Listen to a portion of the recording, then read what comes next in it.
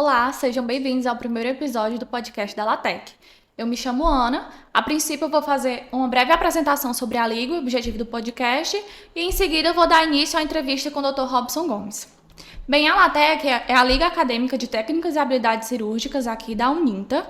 É uma liga recente, foi criada no semestre passado. E apesar de ser uma liga cirúrgica, ela recebe alunos desde o ciclo básico, contanto que você tenha terminado o primeiro semestre.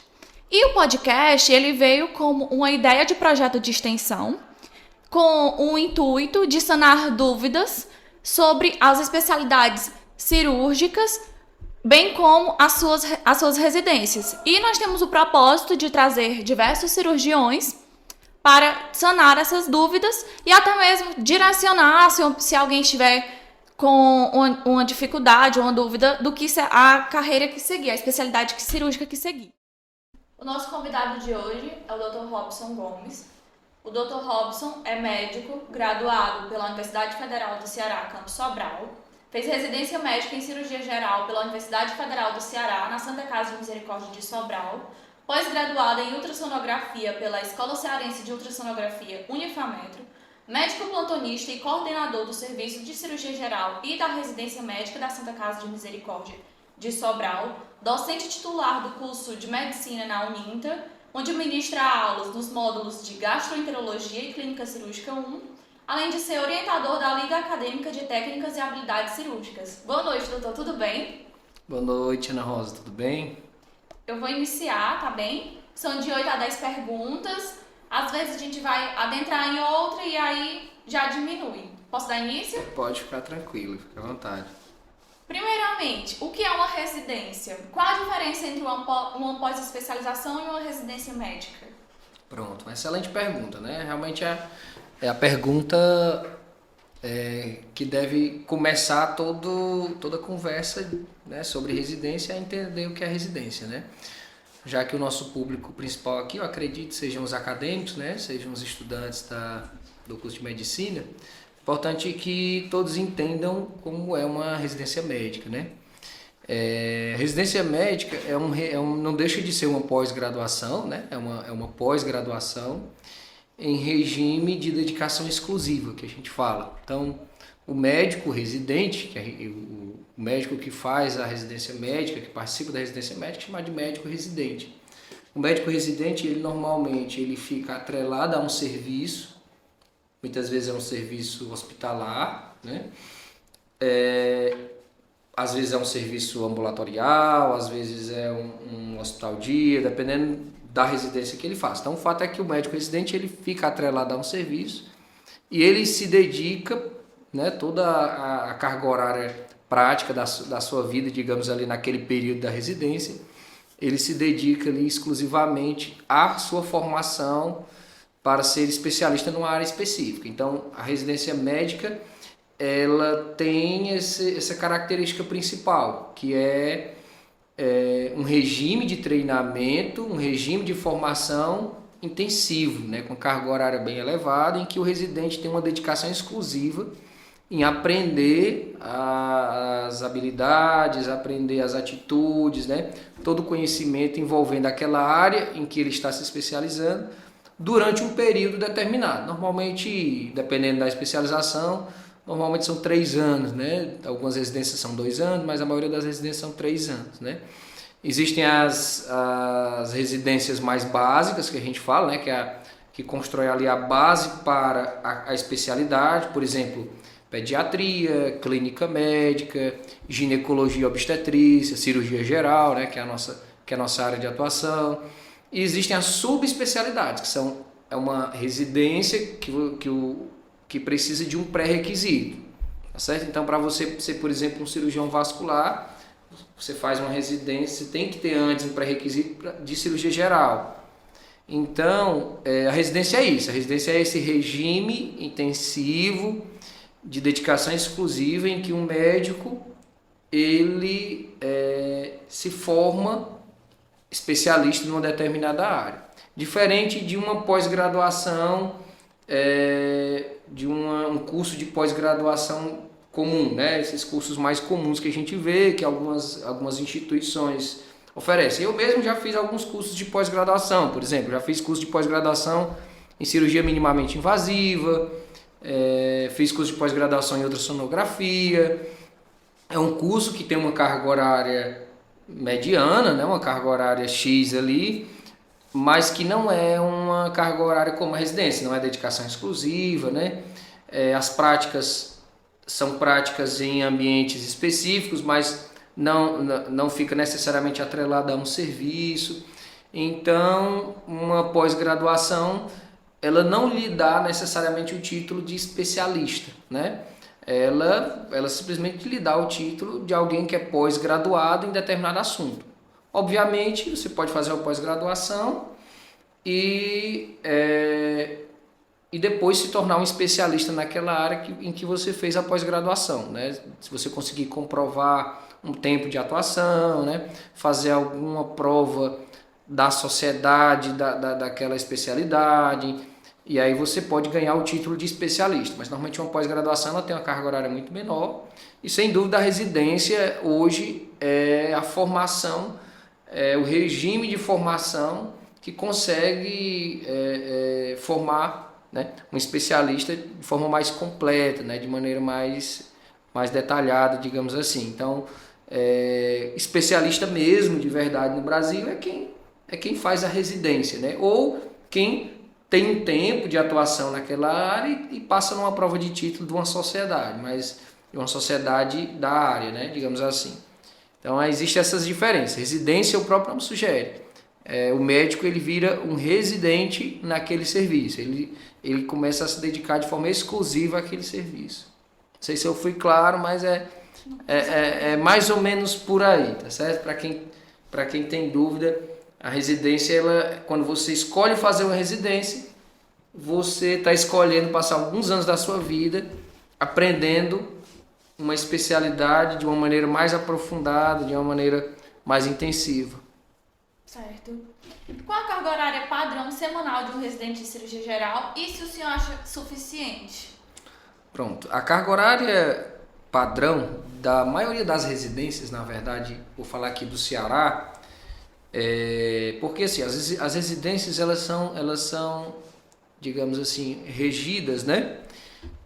Regulamentadas pelo MEC, e cada serviço, cada residência médica, ela tem a sua COREME, né? Que é a Comissão de Residência Médica, que também é regulamentada por uma comissão estadual. Então, por exemplo, as residências da Santa Casa e a residência de cirurgia também, ela é regulamentada pela COREME da Santa Casa, né? E a nossa residência, ela, apesar de ser situada na Santa Casa, ela pertence, ela é, como é que eu posso dizer, regulamentada pela Universidade Federal do Ceará. Então, a residência de cirurgia é da Universidade Federal do Ceará. Em relação à carga horária, normalmente são 60 horas, né? 60 horas, a gente fala 60 horas semanais, tá? Em alguns momentos, o residente pode precisar de uma carga horária maior, e em alguns momentos ele pode ter uma carga horária menor, dependendo do serviço pelo qual ele está passando. Mas a carga horária padrão seriam as 60 horas semanais, que seria, vamos dizer que 5 dias na semana, né? 12 horas dentro do hospital. Então essa seria a carga horária padrão. O residente ele tem direito a um turno que a gente chama, né, que é um turno de descanso, que é o pós-plantão.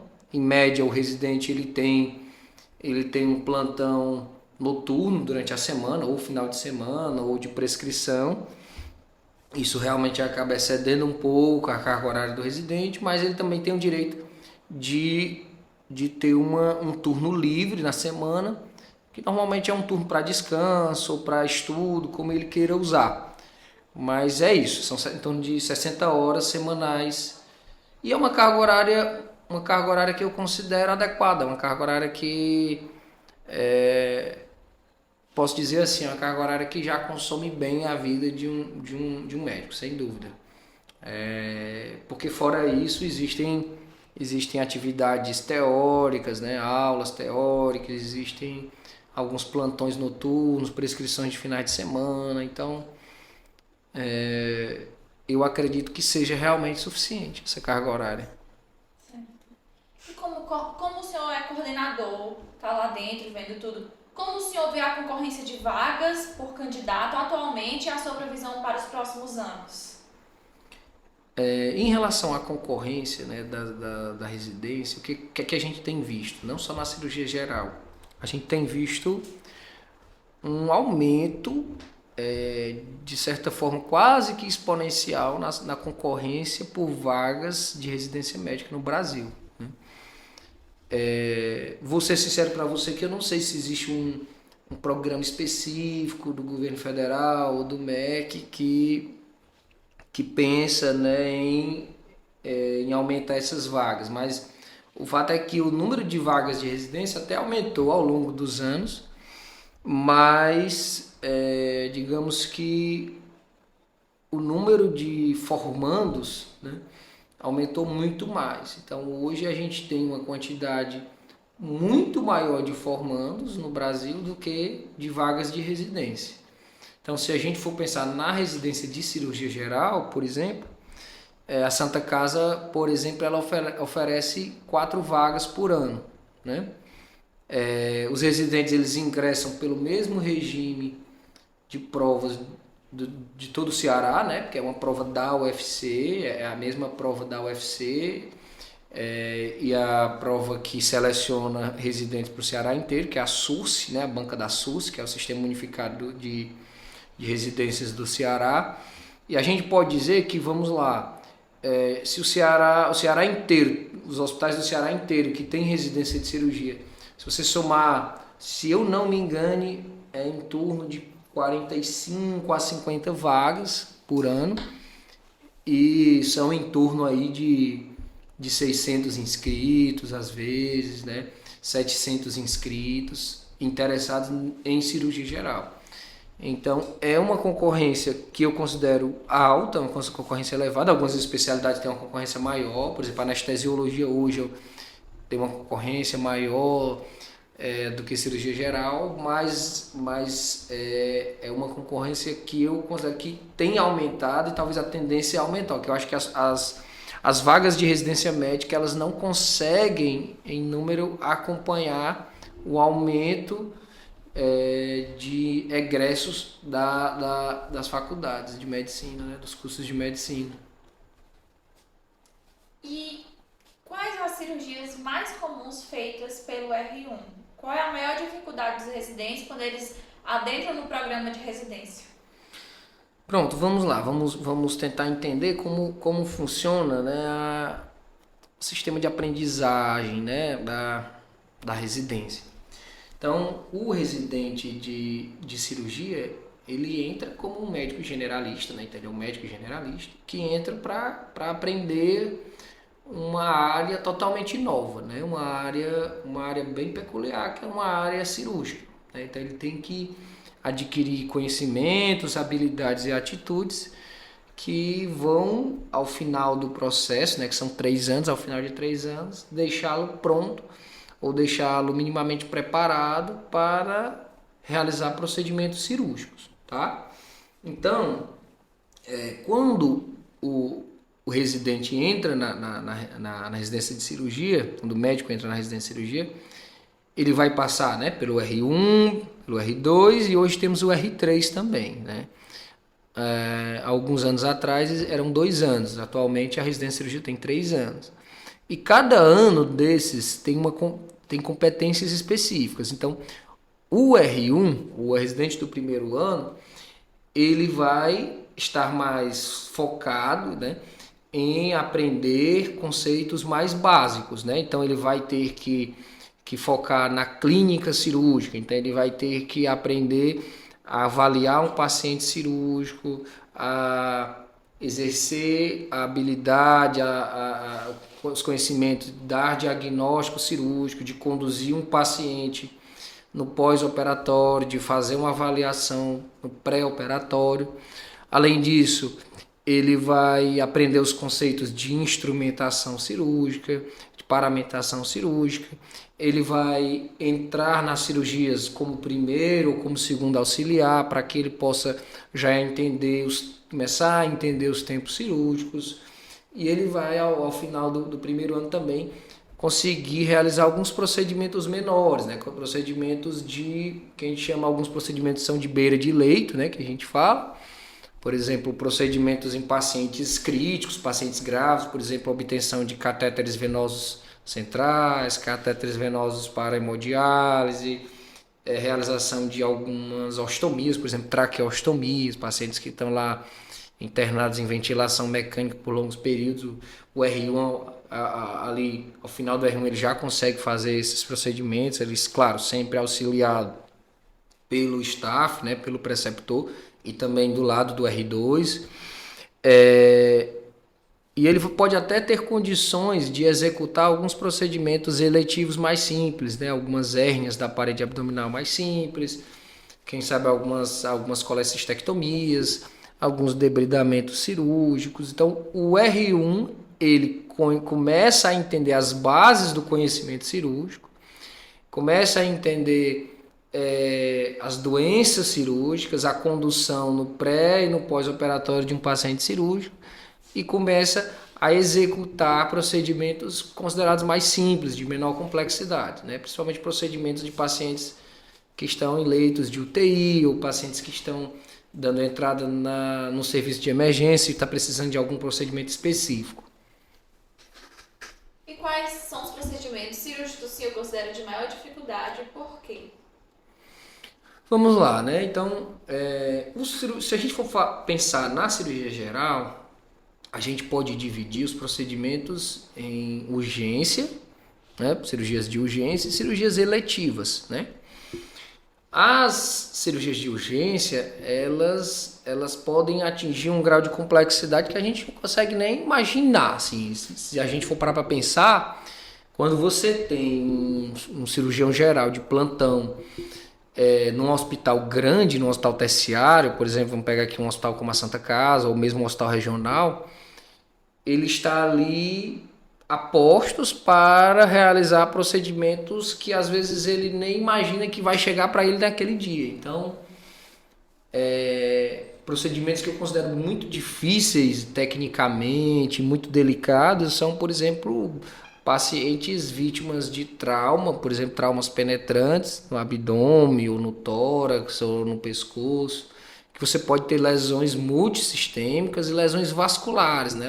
Aquelas lesões de grandes vasos, lesões de aorta, lesão de veia cava inferior, lesões hepáticas complexas. Então, existem um conjunto de traumas e de doenças agudas que o cirurgião ele vai precisar ter habilidade, tranquilidade e conhecimento para resolver, que o grau de complexidade é muito grande, entendeu? Então, se você está num plantão de cirurgia, chega um paciente grave, instável, vítima por uma agressão, por arma de fogo, ou vítima de um politraumatismo, e o cirurgião se depara com uma lesão ameaçadora à vida do paciente, sem dúvida, ali é o maior nível de complexidade que você vai ter.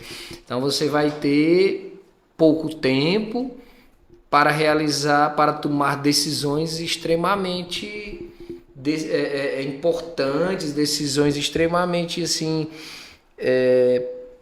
que vão complexas, que vão às vezes salvar ou não a vida de uma pessoa. Então eu considero que os procedimentos mais difíceis, mais complexos, são procedimentos de urgência em pacientes graves, que você precisa atuar de uma forma aguda, de uma forma decisiva na vida do paciente, né? Essas são as cirurgias de urgência, certo? Claro, nem sempre a vida de um cirurgião que está de plantão, ela vai se deparar sempre com procedimentos complexos. Às vezes até tem procedimentos mais simples, né?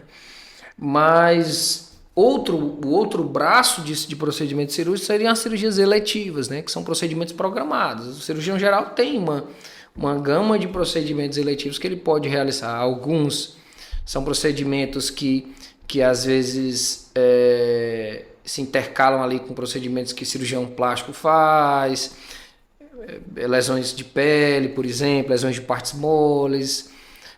Alguns procedimentos são procedimentos do aparelho digestivo, por exemplo, hérnias da parede abdominal, colecistectomias, alguns procedimentos videolaparoscópicos, certo? Laparoscopias diagnósticas, alguns procedimentos ginecológicos a gente consegue fazer também, esterectomias, algumas cirurgias de anexiais, cirurgias de ovário.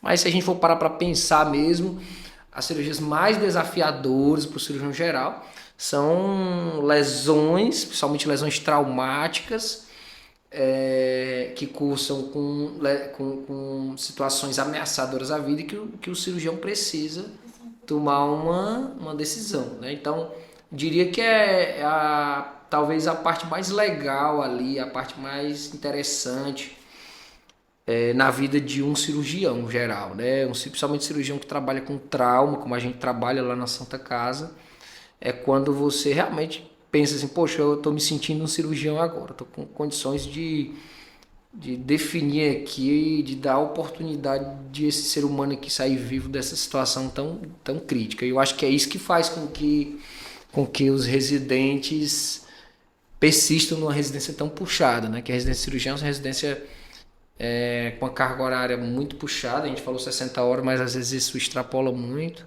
infelizmente às vezes acaba tendo que extrapolar. A cobrança às vezes é uma cobrança alta, né? São bastante cobrados, mas eu acho que eles se alimentam desse prazer e dessa adrenalina que você estar ali em contato com aquela anatomia viva e tendo a oportunidade de participar da assistência de uma doença aguda, grave, né? Certo, professor. E o senhor tendo passado já por isso, com isso na pele e tendo convivência com pessoas que acabaram de entrar na residência, qual seria o momento ideal na preparação para a residência médica de cirurgia geral? O momento ideal na preparação?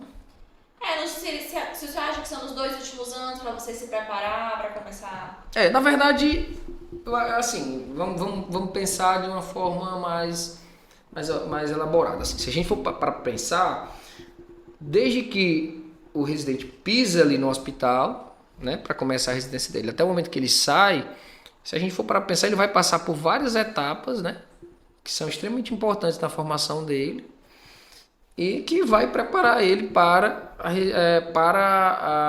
o momento ali de ele sair da residência formado, né? Então, porque o R1 a gente pensa, poxa, o R1 às vezes fica torcendo para acabar logo o primeiro ano, porque o primeiro ano é um ano mais complicado, né?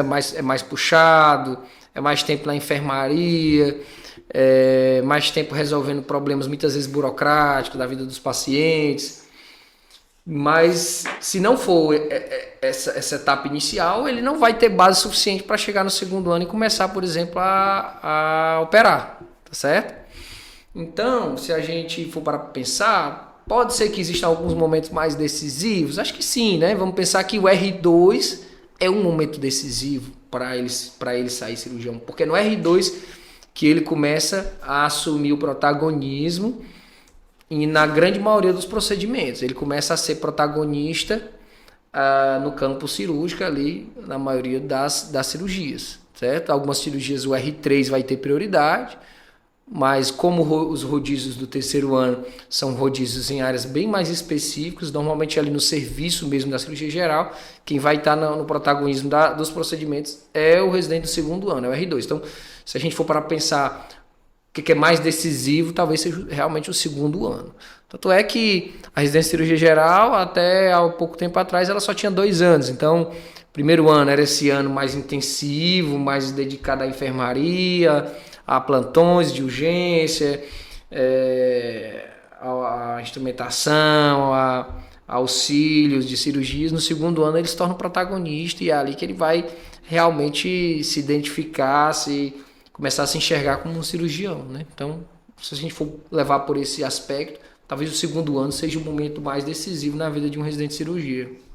E levando em consideração o acadêmico, seria desde ciclo básico, ou ali, se nos 2 últimos anos a pessoa se dedicar, dá pra ela Se a gente for, ingressar? quando você fala acadêmico, você está falando, por exemplo, atividades teóricas, né? Atividades teóricas, conhecimentos, digamos assim, um conhecimento mais teórico, Isso, pra né? se preparar pra prova de residência. Você está falando para entrar na Para entrar na residência. residência. Ah, tá. Eu tinha entendido que você estava falando o momento mais importante para o residente de cirurgia se formar um cirurgião, por Mas foi exemplo. muito bom, tá? Mas assim, se for para pensar, como as residências estão muito concorridas hoje, acaba que se você no ciclo básico, né, ali do quinto semestre ao oitavo semestre, você construir uma base teórica boa, sem dúvida a sua capacidade, a sua chance de passar na prova de residência vai ser muito maior, entendeu? Mas existem preparatórios específicos, né, intensivos, que são cursinhos preparatórios. Muitos, vocês provavelmente quando chegar na época de vocês vão acabar talvez entrando num cursinho preparatório desses. Ali no último, no penúltimo e principalmente no último ano da faculdade existem cursinhos que existem momentos preparatórios que sem dúvida são decisivos, né? Ali onde você vai poder entender ali como é que a banca ali a qual você está disposto ou interessado em entrar na residência, como é que é o modelo de questões, como é que funciona as provas, como é que é as concorrências, como é que é a abordagem de cada assunto, como é que cada assunto é cobrado. Então, assim, sem dúvida, acaba sendo ali no último ano, principalmente nos últimos 2 anos, sem dúvida. Né? Principalmente quando a maioria dos alunos hoje de medicina acaba ingressando em algum cursinho preparatório cuja carga horária é além ali da formação acadêmica dele, tá? Além do internato, que já é puxado, a maioria hoje acaba se dedicando também a algum cursinho preparatório para a prova de residência. Certo. Professor, nós vamos à última pergunta. Ela é um pouco, é um pouco pessoal. Como foi feita a escolha para o senhor fazer a cirurgia geral? Eu acho que cada um tem... Todo mundo que escolhe ser cirurgião, né? Você fala cirurgia geral, mas assim, a gente pode pensar que as formações cirúrgicas, de forma geral. A cirurgia geral, ela é a base para você ser um cirurgião de qualquer área que você queira. Então, a base é cirurgia geral. Se você quer ser um cirurgião vascular, você precisa ser um cirurgião geral. Se você quer ser um cirurgião do trauma, hoje eu praticamente trabalho em hospital de trauma, você tem que ter uma formação básica na cirurgia geral. Se você quer ser um cirurgião do aparelho digestivo, tem que ser cirurgião geral. Então, hoje, qualquer área cirúrgica, qualquer formação em cirurgia que você precisa precisa ter algumas motivações, né? Eu costumo brincar com os residentes lá de que quem decide ser cirurgião não deve ter a cabeça muito... Talvez não deva ter o juízo muito no lugar, não, tá? Mas brincadeiras à parte, por que eu quero dizer isso? Porque é uma vida um pouco mais... uma dedicação um pouco mais intensa, sabe? Você acaba adotando uma rotina puxada, né? Muitas vezes você vai sempre exceder a carga horária que você tinha planejado para você. Às vezes você fica mais longe ali da família, de amigos, né? Os amigos passam a ser amigos ali dentro do hospital. Então, assim, o normal seria, né, se for pensar assim intuitivamente, muitos acadêmicos de medicina não escolherem cirurgia. Se for para pensar em toda a dedicação, em todos os riscos, né? Porque existem riscos envolvidos na formação de um cirurgião, riscos para você, riscos de contaminação, riscos de acidente, riscos para os pacientes.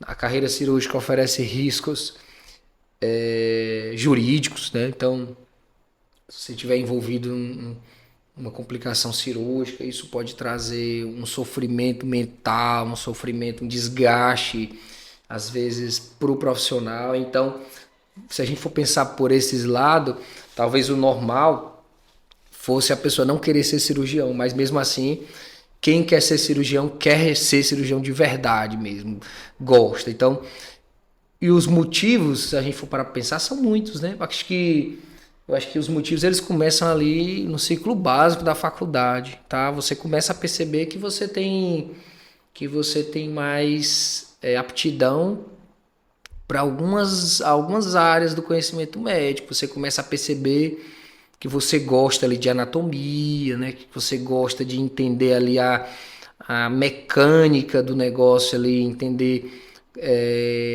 os detalhes de vascularização, de estrutura do corpo. Aí você começa aos poucos se inserir em estágios e você percebe que aquele ambiente ali cirúrgico é um ambiente que lhe traz mais satisfação. Então, eu acho que ninguém decide ser cirurgião assim de uma hora para outra. Eu acho que no ciclo básico, quando você coloca o pé ali na faculdade de medicina, você já começa a perceber que, olha, a minha praia talvez seja mais essa aqui, sabe? Embora minha cabeça ela seja bem aberta para várias áreas do conhecimento. Por exemplo, eu gosto muito de ensinar, eu fiz, por exemplo, pós-graduação em ultrassonografia, tem outras áreas do conhecimento, não necessariamente não médico, que eu gosto. Então, assim, para pensar na minha cabeça seria bem aberta. Minha cabeça é bem aberta para várias áreas do conhecimento. Mas não existe, assim, um momento específico, um gatilho específico que fez eu ser cirurgião, entendeu?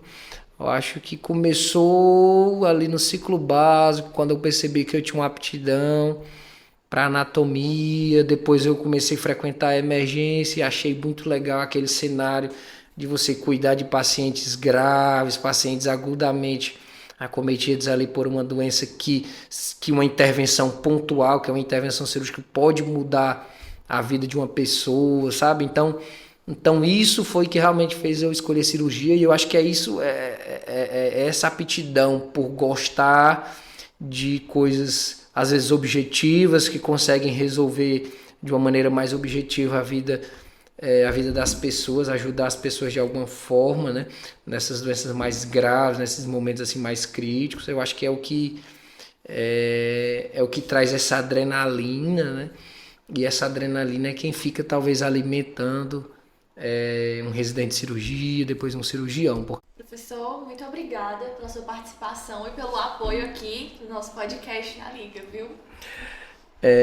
Eu que agradeço, pessoal, a confiança, né?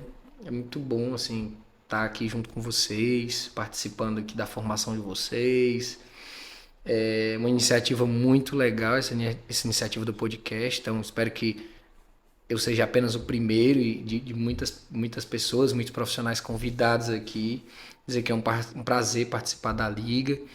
E desejo muito sucesso para vocês, que esse projeto do podcast e outros tantos projetos da Liga prospere, tá certo? E queria dizer que a Santa Casa, a cirurgia da Santa Casa está aberta para vocês e para receber vocês. E espero que vocês aprendam muito ao longo desses anos aí que vocês estiverem na Liga. É um prazer participar aqui do podcast.